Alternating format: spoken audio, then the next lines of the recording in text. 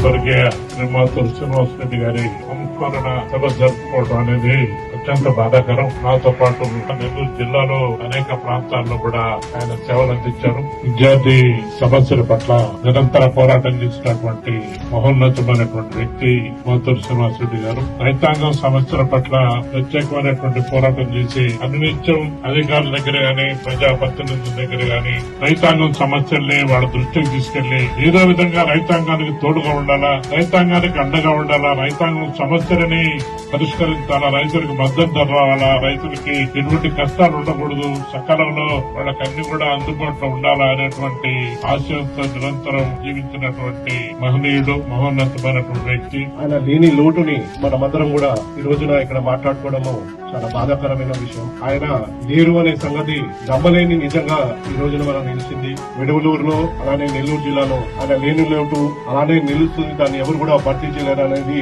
ఖచ్చితంగా మనమందరం కూడా అంగీకరించాల్సిన నిజం.